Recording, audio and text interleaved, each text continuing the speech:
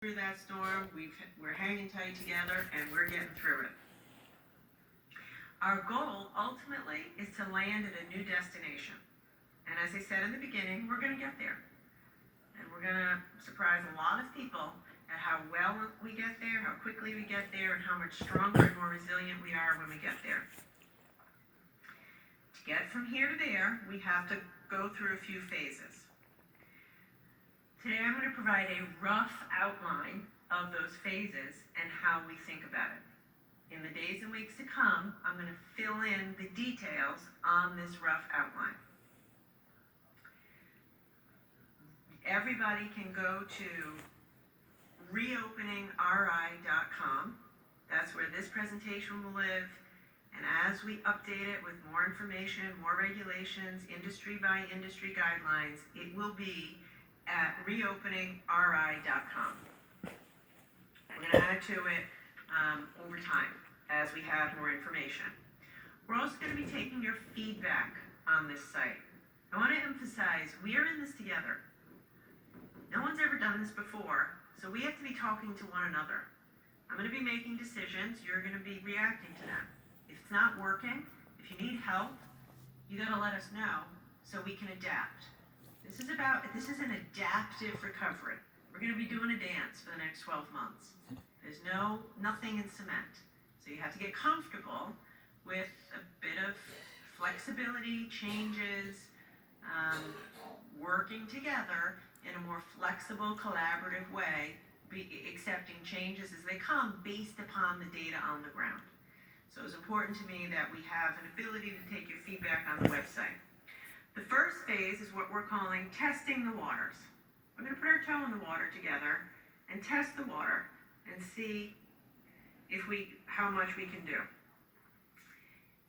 If I'm able to lift the stay-at-home order on May 9th, which I really hope I can, we're going to move into the testing the waters phase 1.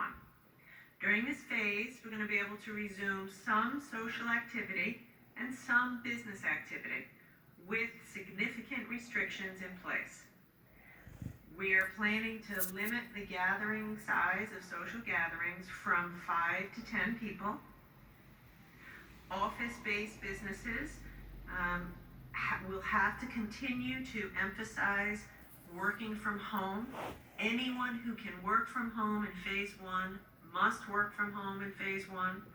However, we're going to be allowing some limited number of employees back on site under new guidelines, and we'll be sharing those guidelines next week.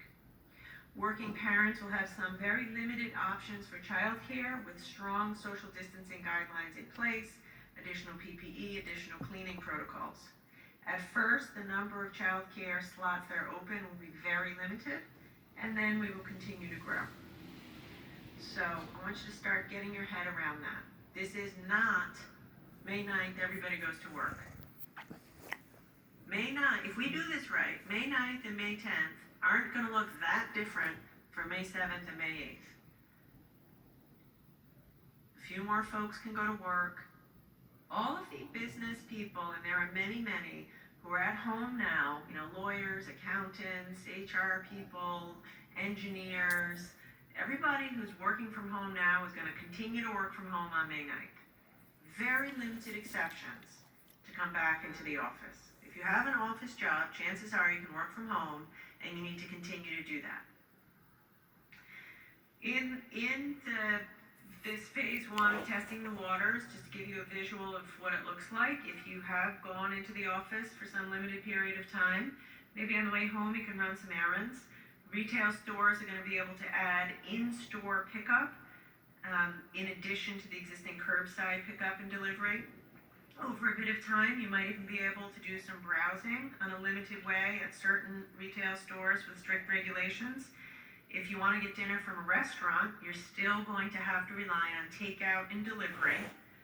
But towards the end of phase 1, we might start to work with restaurants to pilot options for in-house dining, including outdoor dining. We're also going to be looking at limited pilots in the end of phase 1 for hairdressers and barbers. That's a maybe, but we want to see if we can get there. Guidelines are gonna be put in place so medical offices that have reduced in-person hours or have closed now, like behavioral health therapists, physical therapists, occupational therapists, they're gonna start to reopen in phase one. Pilot reopenings of dentist office will also begin in phase one under strict regulations. And the Department of Health has a special program for dentists. And we're gonna see limited reopenings of parks and open spaces and beaches with new restrictions in place. So, think about it. I wanna be very clear. I'm taking a little bit of a risk today. Because I'm telling you today what you might be able to do 2 weeks from today. So I'm trusting you. I'm doing it because I want you to start to think about it and get prepared. I felt it was important that families, small businesses, businesses have a couple weeks to get their brain around what life might be like. Here's the risk I'm taking. If in the next 2 weeks you start to violate the stay-at-home order,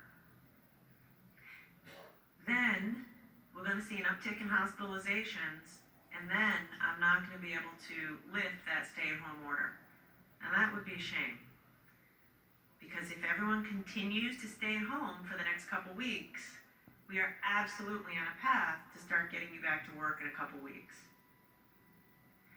Also, in a couple of weeks, if we can go from 5 to 10 people in a social gathering, I need you to use some common sense. Don't start planning dinner parties in your house every night for different 10 people. That would be a bad idea.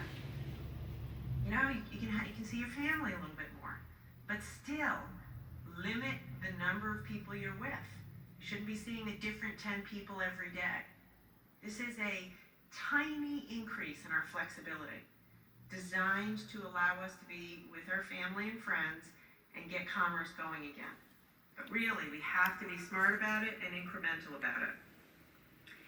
If we're smart and incremental and we don't overdo it in phase one, then we're going to move to phase two, which we're calling navigating our way. Phase two is all about new models for businesses. More businesses will be open, restrictions will be further relaxed, you'll be able to go out to eat at more restaurants, you can get your hair cut, you can go shopping at more retailers. It will still be different. It's all gonna look different. When you go to the restaurant, there'll be, there may or may not be menus, and there certainly aren't gonna be reusable menus. You may see half the chairs in the restaurant removed. You may, it's going to be very different. You will have to wash your hands. You may only be limited to a certain period of time you can stay in the restaurant. You're going to have to wear your face cloth coverings. So again, I want you to start to realize that. In the Navigating Our Way phase two, additional childcare options will be available. Office-based businesses can invite more of their workforce back into the office.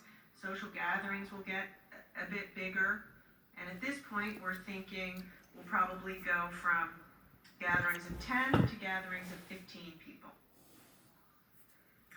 If we get through that and things look stable, then we'll move to phase three, which we're calling picking up steam.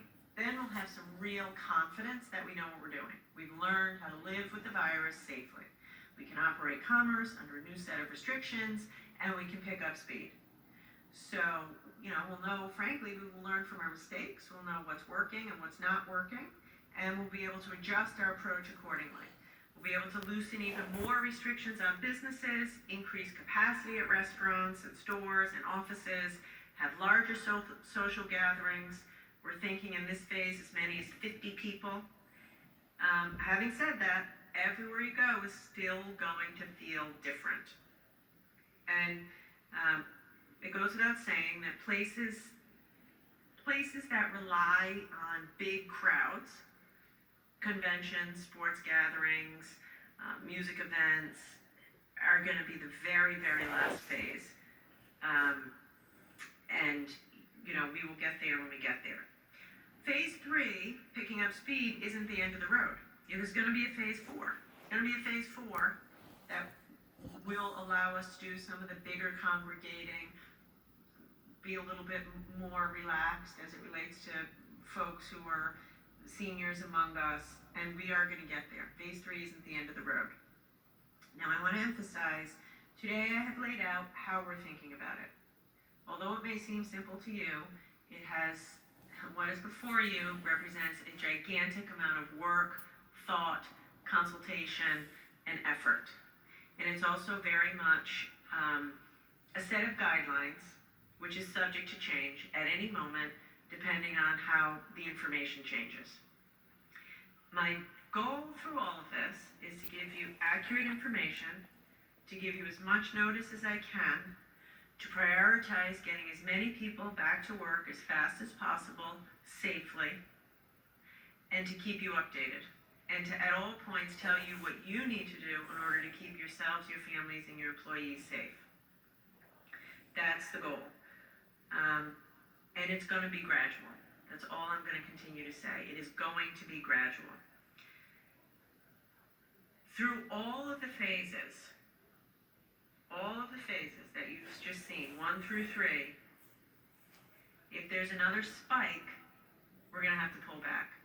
I hope we never again have to get to a place where it's a complete pullback, but I can't promise you that won't happen. It's happened in many other countries, and it may happen here. And if it happens, we'll do it. And if we see a spike, we're prepared to deal with it. Through all the phases, you're going to be wearing masks.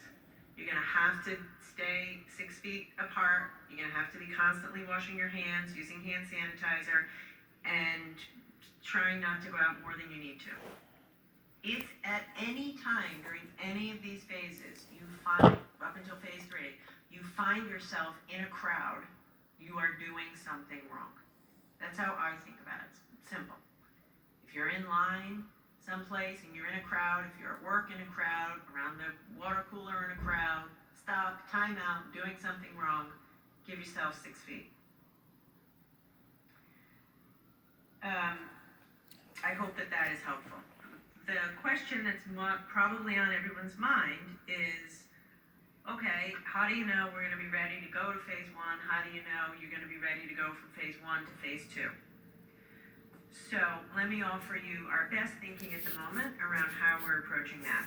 To move into phase 1 and to move from phase 1 to phase 2, we need to see a 14-day downward trend in the number of cases, or a 14-day trend in stable or declining hospitalizations.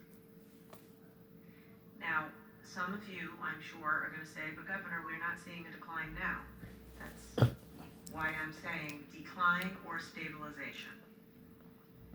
And we have our eye firmly focused on those hospitalizations.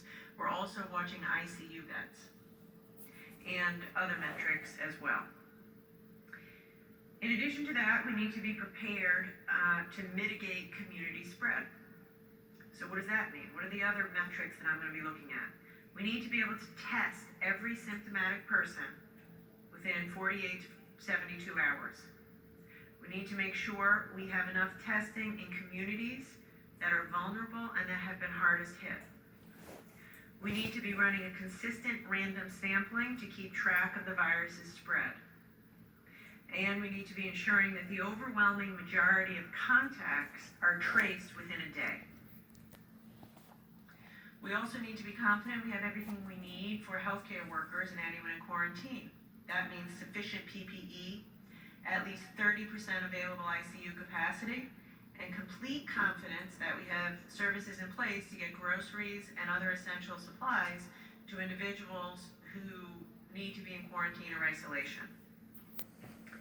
Finally, we have to have fully developed workplace guidance and regulations to ensure we have appropriate new restrictions in place with enforcement mechanisms, and we need to be constantly tracking the data to know if and when we need to reimpose some of our restrictions.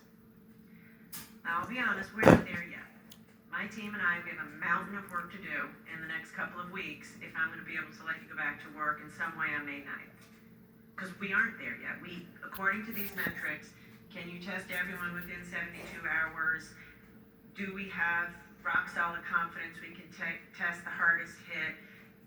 Can we do the majority of contacts within one day? We're not there today, but we're gonna work around the clock so that we are there by May 9th.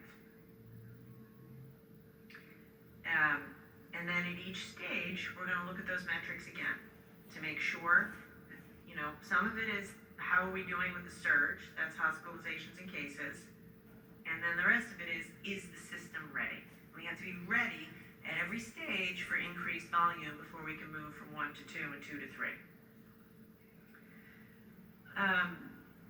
The key is flexibility. The name of the game here is flexibility.